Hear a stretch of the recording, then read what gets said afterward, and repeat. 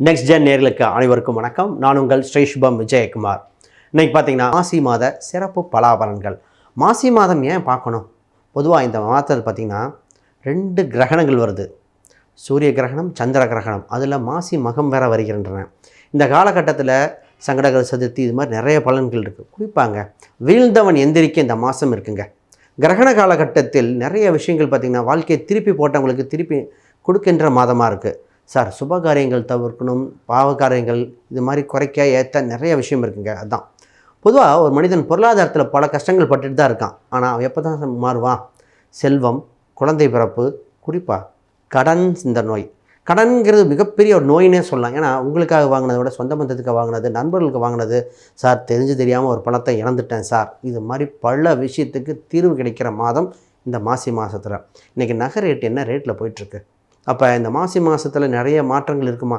குறிப்பாக இந்த காலகட்டத்தில் என்ன நடக்குதுன்னா, உங்கள் மாசி மாதம், அதாவது கும்ப மாதம்னு சொல்லுவாங்க. இந்த இடத்துல 4 கிரக சேர்க்கைகள் நடக்குது.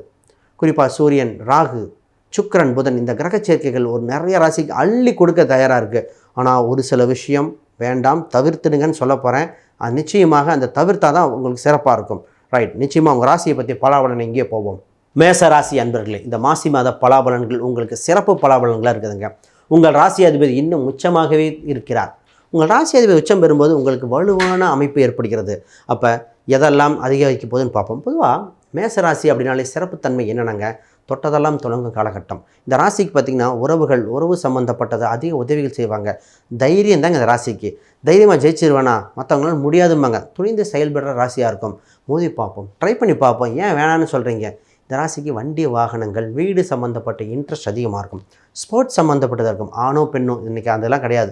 நான் முயற்சி பண்ணி பார்ப்பேன், கண்டிப்பாக ஜெயிக்கக்கூடிய காலகட்டம் எனக்கு வந்துருச்சு. அப்படி துணிந்து செயல்படுகிற ராசி.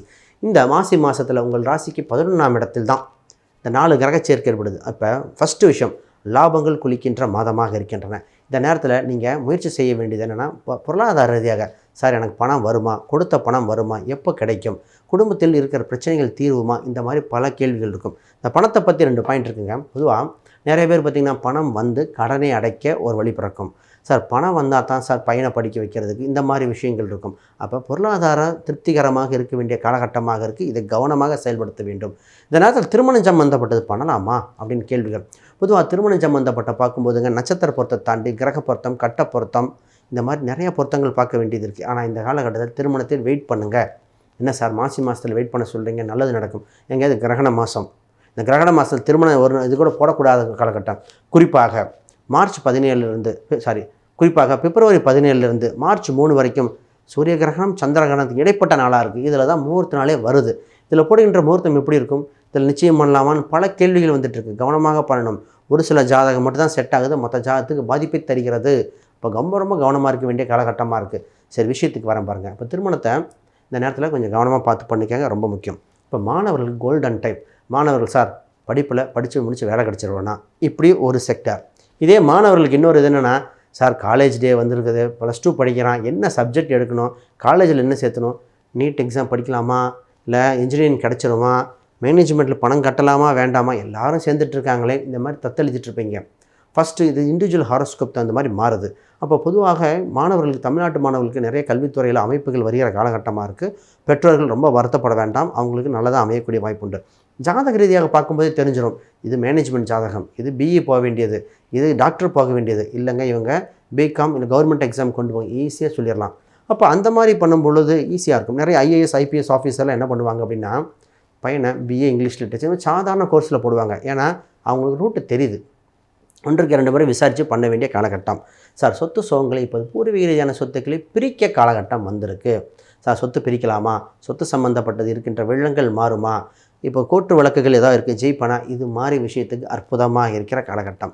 ஃபஸ்ட்டு வேலைக்கு போயிட்டுருக்கீங்கன்னு வைங்க, வேலை செய்யும் இடத்தில் மாறுதல் உண்டு. வேலையில் நல்லவன் யார், கெட்டவன் யார், இது மாற்ற முடியுமா, நிச்சயமாக ஜெயிச்சிருவானா, அந்த மாதிரி வேலை செய்கிற இடத்துல இருக்க சின்ன சின்ன துரோகங்கள் இதெல்லாம் வந்திருக்கு. அதை சமாளித்து வெளிவரிய காலகட்டம். இப்போ ஒரு வேலையை விட்டு இன்னொரு தொழிலை தொடங்கக்கூடிய அற்புதமாக காலகட்டமாக இருக்குது. நிச்சயமாக செய்யலாம். பட் ஜாதக ரீதியாக பார்த்தா இன்னும் துல்லியமாக இருக்கும். பிஸ்னஸ் சார், பிஸ்னஸ் இவங்க 10ஆம் இடம் வலுத்து இருக்கணும். 10க்கு 12 இருக்குது. இப்போ சம்பாரித்த பணத்தை முதலீடு செய்ய அற்புதமாக இருக்க தவிர, சார் சம்பாரிச்சிருவேனா பண்ணிடலாமா, இதை கவனமாக பண்ண வேண்டிய காலகட்டம். இதில் முக்கியமாக தகவல் சம்பந்தப்பட்ட விஷயத்தில் 1க்கு 2 முறை ஆலோசனை செய்து பாருங்கள். நிச்சயமாக அப்போ தான் வளர்ச்சியாக இருக்கும். இந்த நேரத்தில் தெரியாத புலப்படாத விஷயத்தில் கவனிக்க வேண்டும். குறிப்பாக ஷேர் மார்க்கெட் சம்மந்தப்பட்ட இன்வெஸ்ட்மெண்ட்டாக நிறைய பேர் பணத்தை இழந்துட்டு இருக்கீங்க. ஆன்லைன் சம்மந்தப்பட்ட ஸ்கேமுக்கு மாறக்கூடாது. இப்போல்லாம் ரொம்ப கவனிக்கணும். இப்போ நீங்கள் வழிபட வேண்டிய தெய்வமாக விஷ்ணு துர்க்கை அம்மன் வழிபாடு செய்தால் மிகுந்த வளர்ச்சியாக இருக்கும். இந்த வளர்ச்சி அது உங்களுக்கு இருந்த தவறுகள் இதெல்லாம் மீட்டு கொடுக்கும்.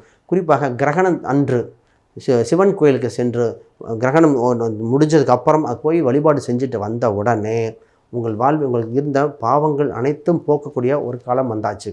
அப்போ இந்த மாதத்தை வெற்றி மாதமாக கொண்டாட வேண்டிய மாதமாக காலகட்டத்தில் இருக்கீங்க.